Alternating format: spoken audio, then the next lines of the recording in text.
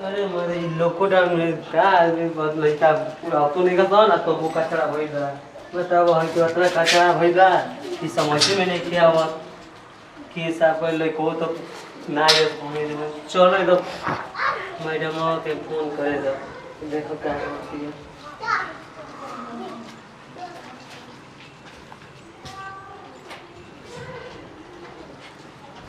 हाँ हेलो।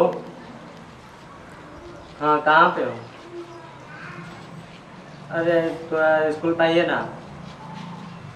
हाँ स्कूल आप थोड़ा काम है। बहुत ज़रूरी काम है। ठीक है 1 मिनट में ही। ठीक है रखिए। चलो आते बड़ी क्या करी अब साथे हुई अब न तो अब लॉकडाउन खुले वाला बा ना तो साफ सुथरा हुई तो फिर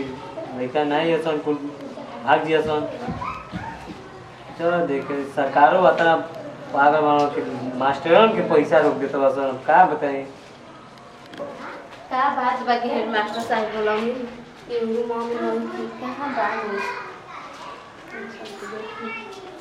छड़ा उछड़ा फिर भाई का एक जी बैठल बनी कर रही हां कौन जरूरी काम है? हां जरूरी काम है। काम है तने स्कूलिया के तो थोड़ा सा बैठे गला ठीक है अरे कि स्कूलिया हमको का बात हो गई इतना मतलब हाल में कहत नहीं कि जल्दी आओ नहीं स्कूलिया के साफ करे के बाद ना तब फिर लॉकडाउन खुले वाला बा तो फिर लड़का खुला जैसे तो फिर हम सेक्रेटरी साफ होई तब का होता तब जानते बनी का तो जब क्लास चलते नहीं तो घर ही ना बैठल बनी जा माने अपना मने का फोन नहीं के करे का कहे ना का लेकिन एको दिन आप फोन ना कइलू मालूम चला कि ससुरा से आइल बालू जान तनी हमरा डर लागेला ना कि आपके फोन करब त आप हमके डांट के बोले लागो खिसिया के ऐसे हम ना करी ना माने जब हमारी के चलत रहे शुरू तब बोलते ना रहे बतावा ये स्कूलिया में पढ़ा तू मैडम बन गेलू ना ईयर में हम वही जगह बन गेलू। अरे वो घर के बातें अलग रहे इस समय आप हेडमास्टर बन गइल बानी हम कहा एगो छोटा मोटा भी टीचर है बानी। अच्छा छोटा मोटा तो हम हेडमास्टर बन गए त का बुला दियो का नहीं तो आपके ना हक बनता कि हम पहले हम फोन करके बोल दी उनकरा से ताकि वो डरे तो वही से ना फोन करनी अच्छा कहनी ना बोली एक बात बोली क्या मना रह गेलो हां भेंट करे तो बोले ना बहुत दिल से चाहत रहे या तुम हेतर बैठो ना। हां रुक जा ए बेंचा कैसे टूट गइल है? बंजा टूट गेल लइका कोई चुरकाई को जानता तोड़ दो हां तो दूसरा लिया देना नया जानता लो बोली थोड़ा सम ऐसे बोले नहीं ना तो काम बताए मन कर रहा अच्छा बहुत दिन भेंट कइले हो गेल वैसे मतलब भेंट करे तो बोला नहीं ना अच्छा ये बताइए बोली जो पहले कमरे की जोड़ा है हां जो पढ़ते हैं बोली एकदम भई रहे हैं ठीक है याद करो जैसे पहले प्यार मोहब्बत रहे ना वही हम सोचा था आज भी हो जितना बहुत हमारे हम तो चाहबे करी ना आपके लेकिन क्या करी हमके डर लागेला आपसे डर का जी क्या हो जब हम तू राजी तो क्या करिए का जी कितना सुनसान लागत है अब सुनसान ना लगी अब जो छोड़ने के बाद सुनसान में बताओ तू मैडम बन गेलू हमहू हेडमास्टर में हमनी के किस्मत तो ठीक बा बताओ ये तो बात सही है बेटे हां केहू कहेला कि किस्मत में अंडा लिखल बा तो अंडा ना लिखल नहीं तो खुद भगवान करेला सुनी ना जब आदमी मेहनत करे तो सफलता करे ना फल में एकदम मिली सुनी हिनी आई घूमी जतनी ढेर दिन हो गइल घूमले ना मोल के रूम बनता ना तब का ई खोले स्कूलिए के ना हॉल में बोल मना अभी तब का हो जे देखो तो कोई टंकी कुल होइले बनी पूरा हो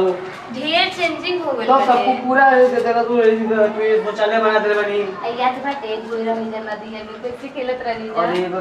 बहुत पूरा चीज याद बा हो हां हम देखली ना देखना तो याद आ गेला हमर जब जब नदी के जब आई ना तो नदी में हम सोचे रही ना कबो अच्छा ध्यान तो लो बोले हां बहुत मन करता है कहां से मन करता है हां वो का हो हमरा नहीं के समझ में आवता है अरे बाप रे अभी तो हर आदत ना होइल ना आदत कही जाइयो तू करे रहो ना कि क्या वो जिंदाबाद तब प्यार मोहब्बत में किस ना है वो चाहिए ठीक है ले ला हम मना कर मैं तू ना जब अब तो हरा के ना दे तो ठीक है ला आहा कितना बिछड़ा रहा हो बहुत बिछड़ा था जान तो लो सुता तो पढ़त नहीं एक संगे ना हम तो सुना कुछ बोल पाते हैं लेकिन अब तुम्हारे हेड मास्टर बन गए ना तो बहुत कुछ सोचा था हाँ क्यों रहती ना तो चली ठीक बा अब जात में घरे अब कोई हमरा के घर खोजत होई हाँ तो जल्दी अरे हमें दू लइको वाला सन ना लइको हो गइल सन तब का अरे राम की बताओ अब हमारा शादी नहीं के भाई आता शादी हो गई काहे शादी को ले हली कैसे शादी करोगे तो फुर्सत मिली तब ना हाँ। ठीक है पैसा के चक्कर में बनी तो शादी कहाँ से करब पैसा के चक्कर में के पैसा आज तक ले मुकेश अंबानी पैसा के चक्कर में आके तो हम कहां हम तो नीचे है बनी हो अच्छा चल ठीक है जाए ना घरे अब ठीक बजा ठीक ठीक लेकिन जब फोन कर तो बोला आई हो ठीक बा ठीक बजा चलो बोला दे चलो एक बार में आ गई लेकिन हमारा तो दिल को खुश कर देना लेकिन ये कहा कि कबू प्यार एकदम गहरा है तो कबू ना छूटेला बताओ चलो ठीक बा जब होगे तो चलो अगला बार ही ना तो जान ना करे के ना तो वन चलो ठीक है चलो तनिया हम